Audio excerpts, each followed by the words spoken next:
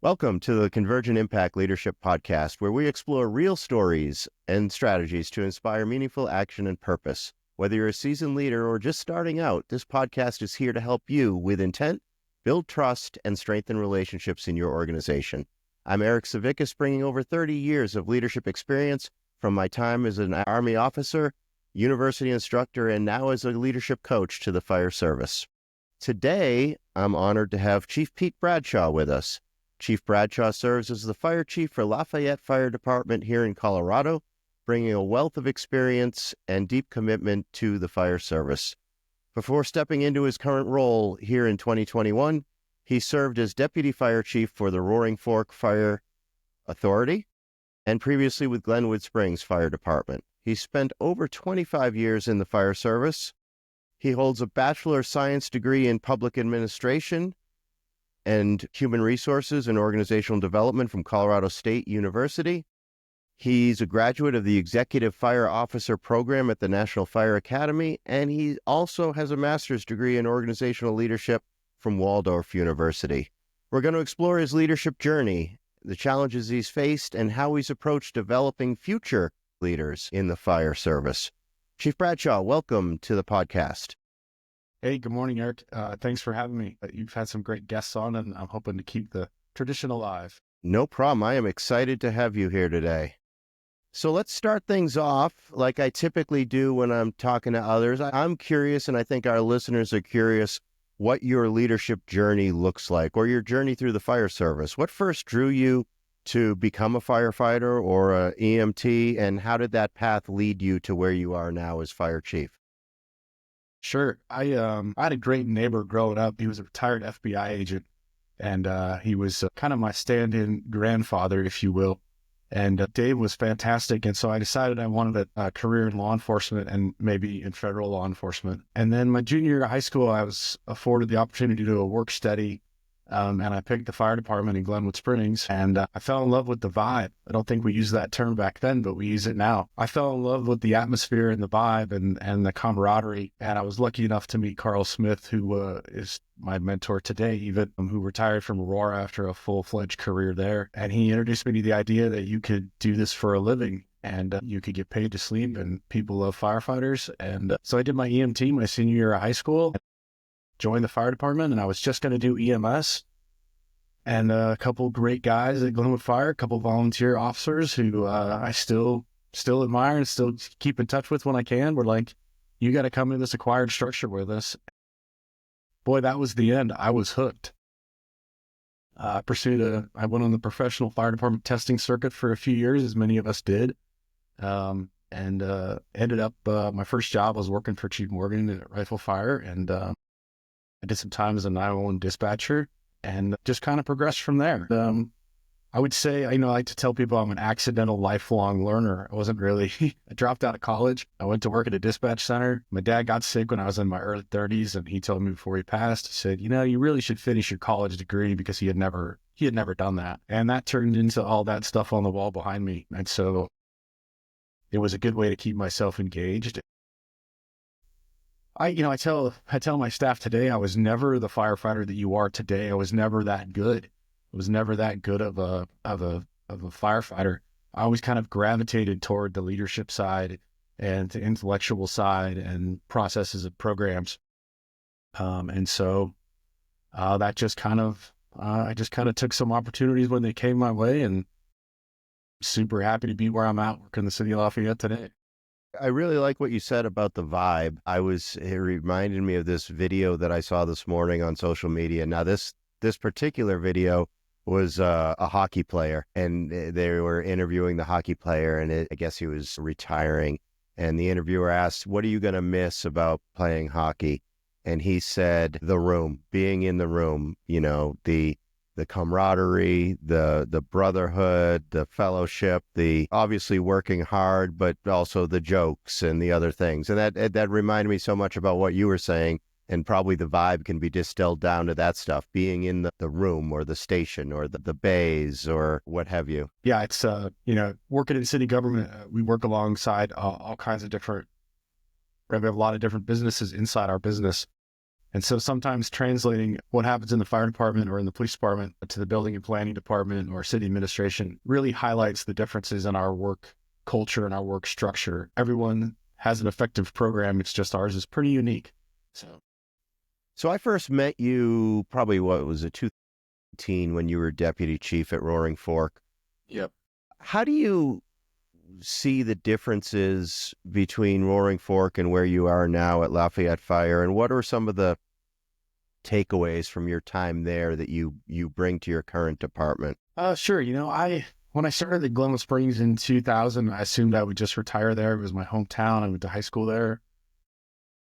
But I left in 2013 to go work for Basalt Fire at the time. One of my underlying goals was to learn to be a fire chief from another person, right? To get another mentor in my mentor box, right? And I had a great time at Basalt. When I got there, it was very highly effective and efficient combination fire department. Shortly after my arrival, we started a consolidation with Snowmass. And those two fire departments probably couldn't have been really more different in terms of they share the same geography, but that's about it. We were very much a combination department in Basalt. They were very much career in Snowmass. The call volume was different. The leadership structure was different. And I had a great run there. It was a really fun place to work with a bunch of very smart and dedicated people. It's hard to make a living working in government in the western slope of Colorado. And so it takes a special person who has a little extra drive. And that was rewarding to work there. I think the first thing I learned working at a really good combination fire department was to appreciate individual contributions. A lot of times in a career fire department, kind of everybody is good at everything, and some people have different strengths and weaknesses. But in a combination department or with volunteer departments, you really understand that a volunteer coming in and working at night maybe can only contribute one or two things, but they do them very, very well. The conglomerate of all of those people together was, for me, it was inspiring to see people willing to give up their time, even in, 2020, right, to volunteer for their community. So, effort and expertise shows up in a lot of different ways. And I think I learned a way to appreciate that. And the other thing I think I learned there was relationships are king. Right? Building relationships drive success, and they are everything. And it doesn't mean that you like everyone, you love everyone, but you do appreciate what everyone brings to the table. And it's hard. It's not always easy, but forging those relationships and kind of customizing your interactions was a really good exercise that I don't think I was aware I was doing it at the time, but looking back on it, I think it was a really good building environment for me. One of the things that I remembered from my time when I visited you out at Roaring Fork that I thought was really cool was that you guys had a program, I think either in place or that you were starting to develop, where you provided some housing for your firefighters or your EMTs. And for those that don't know, the Roaring Fork area there, if you drew a line from Glenwood Springs to Aspen, it's on that road. Gorgeous area, the river through there, lots of fly fishing and other activities. Pretty affluent area, I think, in some regards. And maybe that was really it necessitated to have the housing, to attract the people that you needed to work there that maybe couldn't afford it with the salaries. Maybe can you talk a little bit about that? And is that program fairly unique to the fire service, or are some departments considering programs like that to recruit the best talent and have the folks that want to be there and help afford them be there? I know Lafayette isn't a cheap area to live either, right?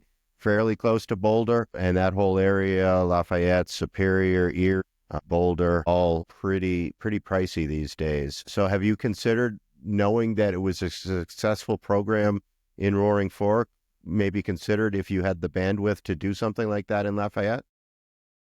Sure. So I'll answer that question two parts. It was unique to the fire department, not completely unique. It's done in some other resort areas, but it was very common for the areas, whether you're Skico or the city of Aspen or Pickens County, everyone offered a workforce. And so the Roaring Fork had the capacity to invest in that. And it's a very smart, wise program, difficult to manage, but probably worth it, I would think they would still say today. So it was a successful program for us there. I think if you are in government, probably, government officials get paid commensurate with where they work and the cost of living. And so while I think it's maybe magnified in a place like Boulder or Aspen or Steamboat or a resort community, it's not necessarily unique. And so we do talk about it as a city of Lafayette in terms of workforce housing and where can we jump into that realm. What's it cost? Of course, we're all dealing with limited budget and limited resources. But it is constantly a discussion. It's largely why the fire service in Colorado went to 48-96 shifts, 2 days on and 4 days off is, it gives you more options to live other places. I think we're 41 people here at Lafayette. There are 4 or 5 of us that live in the city of Lafayette.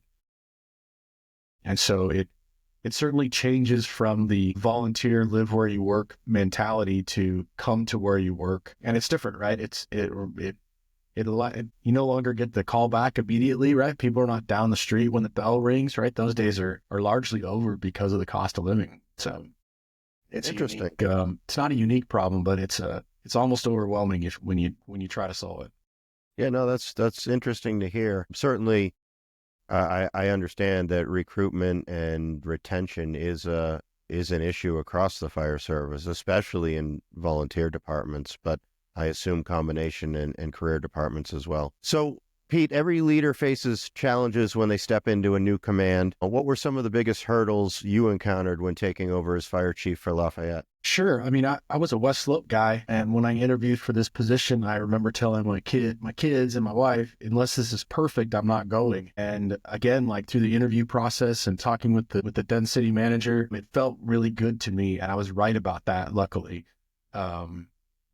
this organization is a perfect fit for me. And, we're talking about that for the first time in the fire services. When we're interviewing new firefighters, there's enough opportunity to go around in our business today where I tell them when they interview here, hey, we're interviewing you, but you're interviewing us. You got to make sure this is going to be a good fit for you. If it's not, go down the road. There's other departments around us. You'll find the place where you can be successful. So I got lucky, right? I kind of just stumbled into this position. I found it. I went through the process. I got here. It's a good fit. It's the right size. I know everybody. It was a good culture I inherited. It's smart people, good firefighters, good paramedicine, an excellent EMS program. So those were great. Some of the challenges I think that I stumbled upon was kind of processes and strategic thinking and long-term vision.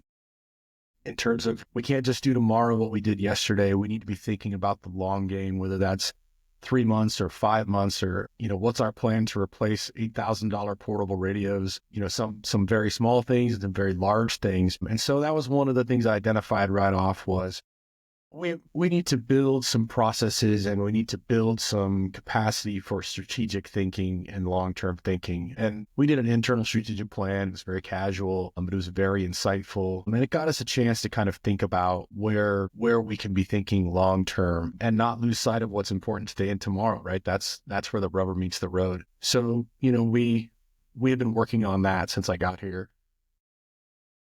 And, I'd say the other challenge for me coming from the number 2 position to the number 1 position is the dichotomy of the power of the buck stopping at your desk.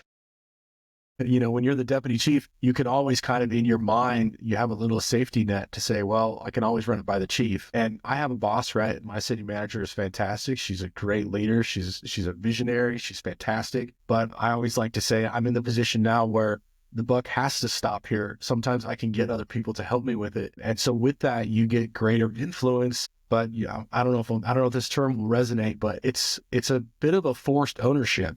Mm-hmm. Every problem, every success, every challenge is yours. You no longer can shirk ownership. And I think that is, in a bad situation, that would weigh on a person. Yeah, I would say. Sure. For me, it hasn't, I enjoy it. I enjoy the greater influence and the greater ownership, but I'm also blessed with a fantastic staff and a good culture. So that's part of the burden though, right? Sorry, what was that? That's part of the burden of leadership, right? You've got the responsibility and you got to make the calls, and sometimes that's hard. So you mentioned culture. I think inevitably, no matter who I talk to in the fire service, whether it's a company officer or it's a battalion or a division chief or it's a fire chief, they're always talking about culture. And I think very similar to in the military, you can have the exact same type of unit, like an artillery battalion, with the same number of people, the same policies, the same org structure, but culture could be night and day difference between the two. And very similar in the fire service, I'm sure, from department to department, even though the mission is largely the same in like types of departments, same size, et cetera, night and day difference in culture. What do you do specifically to shape the culture in your department in a way that creates a positive culture that people want to be part of versus potentially, if you don't nurture it with some care and feeding, it turns into that toxic culture that people are like, man, I don't want to be here anymore? Yeah, well, the first thing I'll say is, I'm a student of leadership, and I've watched your other podcast guests, and there's always little nuggets out there. And so first thing I'll say is I'm not an expert. So if you're listening to this podcast, don't take this as preachy or me telling you what to do. I'm always still kind of adapting and learning and trying to be introspective, but I'm a people person. My best days here are just interacting with people. I think I don't know where I learned this, but I heard it from someone else, like tasks are distractions to interactions. And it's very easy to get task saturated in this role. I'm lucky I have a deputy chief who's very task oriented, so our yin and yang plays perfectly. But it's probably the one thing that sometimes, people ask me, what do you do as the fire chief? I try to keep 41 people rowing one boat in generally the same direction. And that takes interactions. That takes time and looking away from your computer and putting your phone down and having a conversation, even if it has nothing to do with work, right, is creating that, I know we're talking about a lot psychological safety, right? Creating that safe space where people can just talk and share what they're thinking. This is a high stress job. It's a high stress environment, except when it's not. But taking the time to set tasks aside and work on interactions is a thing that I do. I try to make sure I'm, visiting with the crews as often as possible and stopping by the stations just to say hi for a cup of coffee, right? And not having a mission necessarily when I'm there. So again, like I'm a long way from being great at this, but that's how I look at it, is fostering those relationships and not trying never to be too busy to chat with somebody, or to have a conversation and make sure they understand that their role here, whatever it is still important. Mm-hmm. I think that's a great message. The people aspect of leadership and what we do is so important to not forget about. And too often, unfortunately, we do. I know I've said it before, but in a business like the fire service or in the military, or there's plenty of other examples out there, too often we give ourselves permission inadvertently, but we give ourselves permission to say, well, you signed up for this, right? You're here voluntarily. I didn't force you to be here, and therefore I shouldn't have to give you hugs and be all puppies and rainbows and stuff like that, right? And so we convince ourselves, if I treat you poorly, well, that's just part of the gig, right? But it shouldn't be, right? We all have the time and the capacity and the bandwidth, if we do it well, to care about people and to show them that they're appreciated. So I think it's great that you pointed that out. And it's great that you label yourself as a people person rather than, you could easily say, I'm a fire person, right? And everybody would get it. It's not bad to say I'm a fire person or a firefighter or a firefighter's chief, right? That's not bad to say, but that right. lends to what you were talking about you become task focused rather than people focused. So not really on the same lines, but similar about how you lead and being people versus task focused. My theme this month in April is talking about confidence versus arrogance. So I'm focusing on the balance between, obviously, we need to be confident and exude that confidence as leaders so people want to follow us and trust in us. But there's a balance between it spilling over to become more arrogance. What does the distinction between the two mean to you, and how do you ensure that you're exuding confidence rather than crossing into the more negative of arrogance?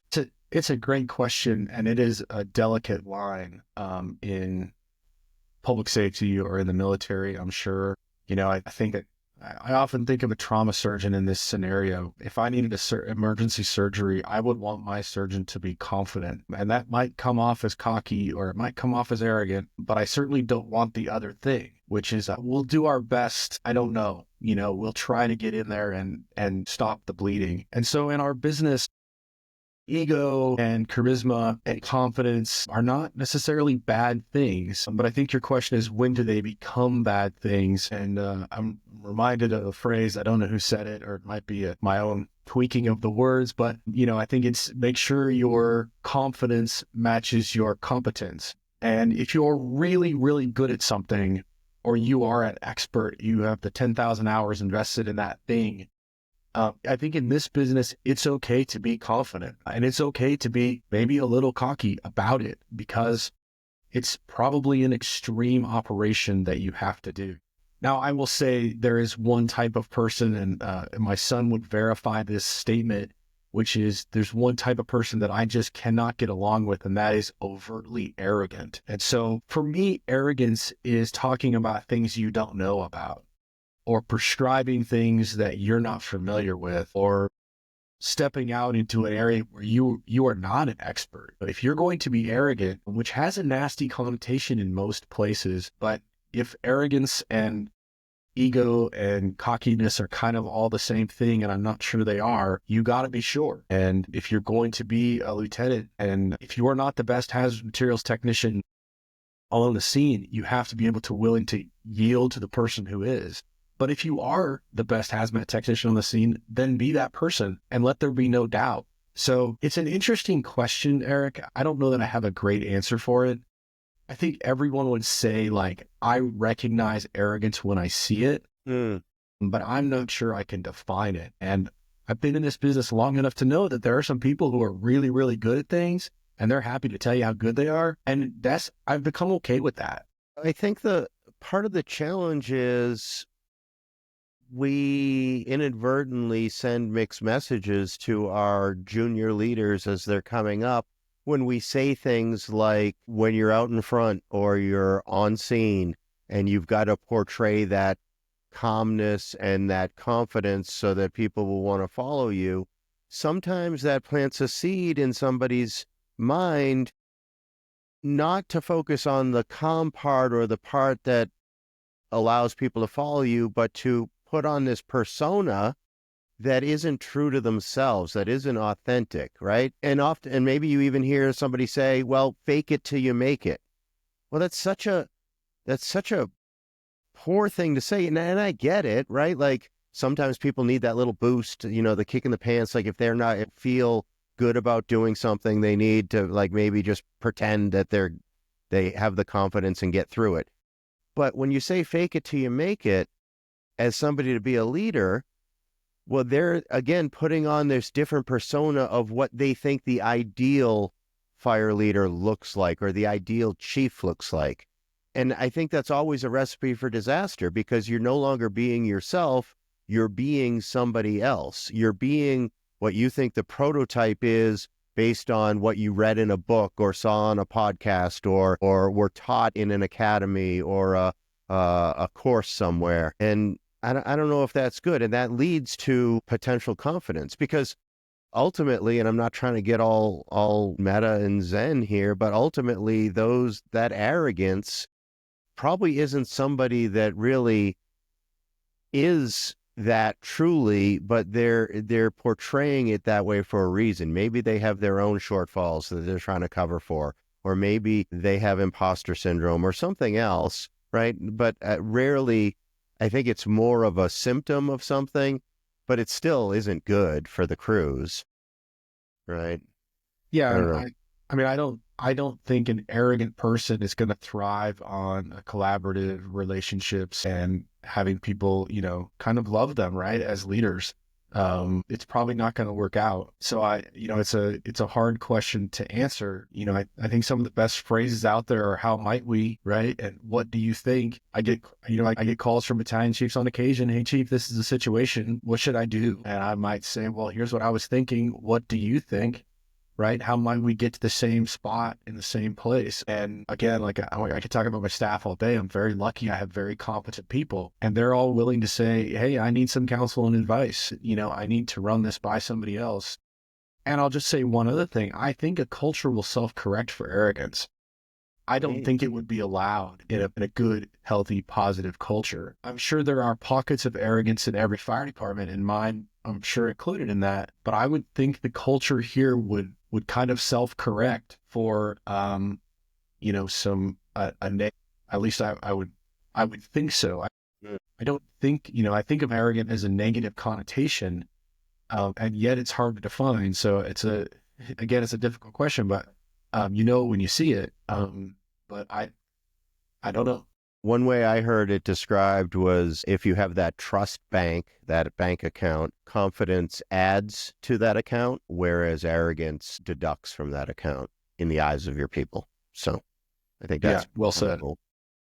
So I guess we were talking about developing people and bringing junior leaders along, and beyond the subject of confidence versus arrogance, bigger picture, how do you develop your leaders to become the next generation of fire chiefs from company officers moving on up?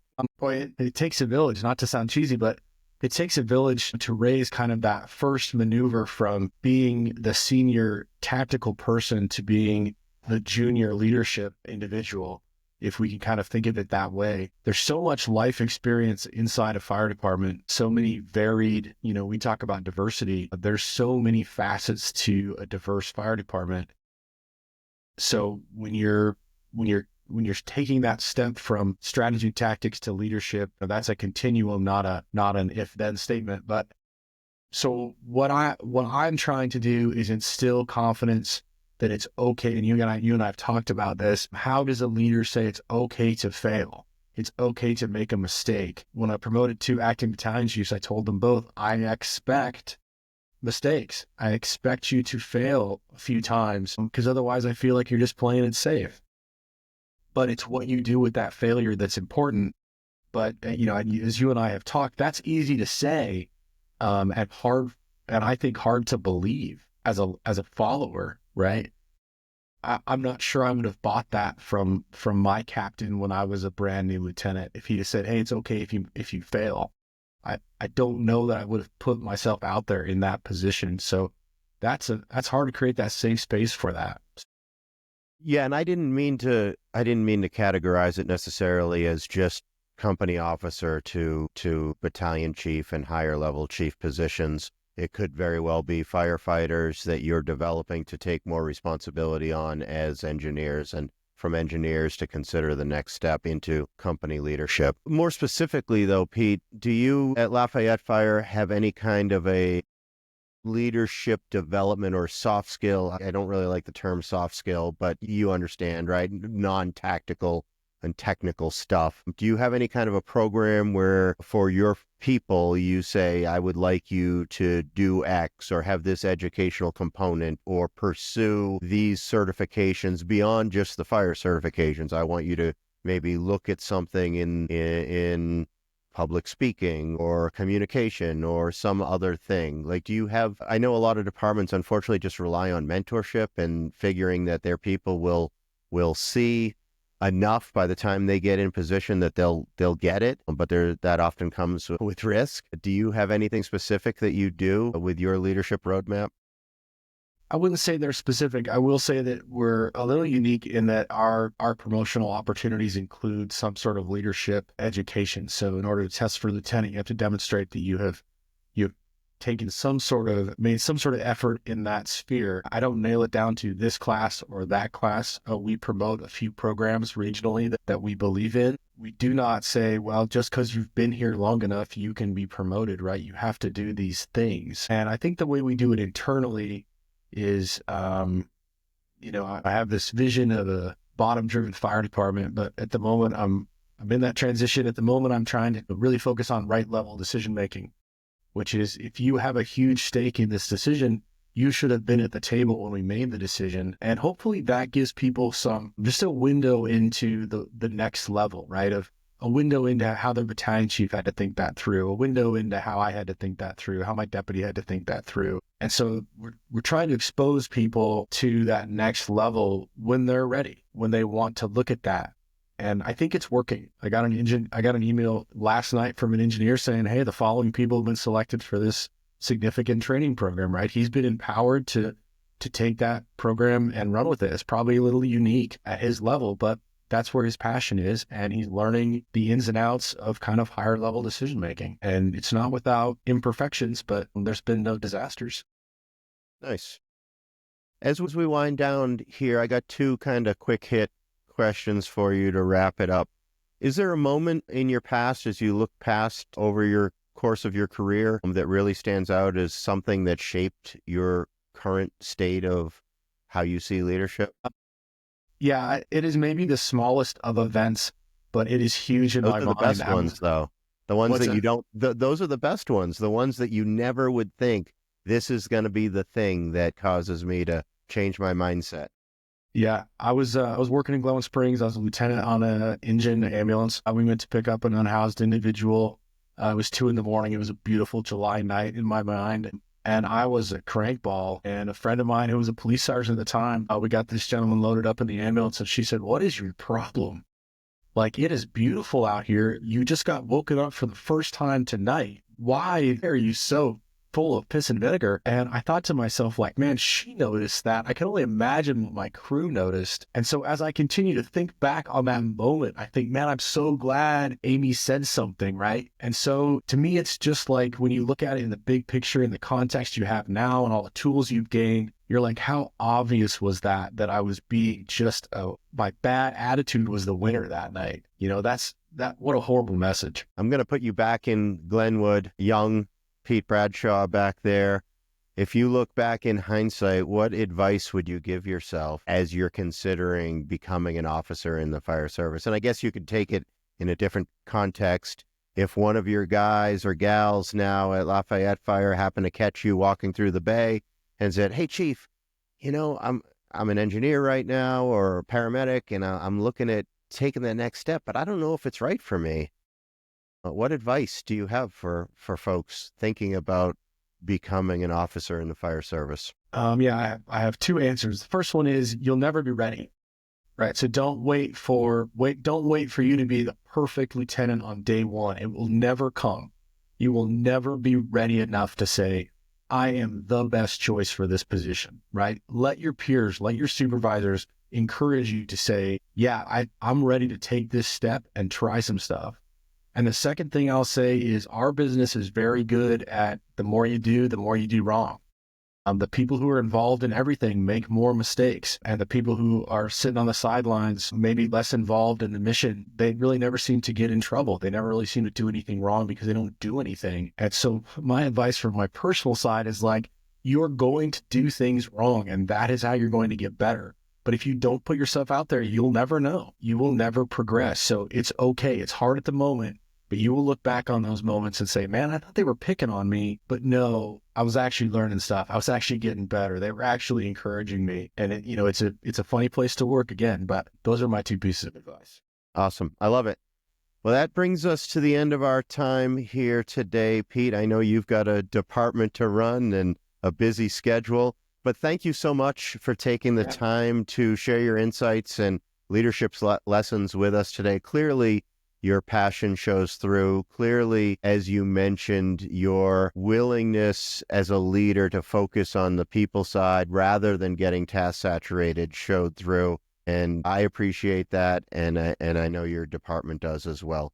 For our listeners, if you found today's episode insightful, please share it with your team or anyone who might benefit from these leadership takeaways. Don't forget to subscribe to the Convergent Impact Leadership Podcast and leave a review. It helps others discover these valuable conversations. For more leadership tools and insights, visit convergentimpact.com. And until next time, lead well, take care of your people, and keep setting the example.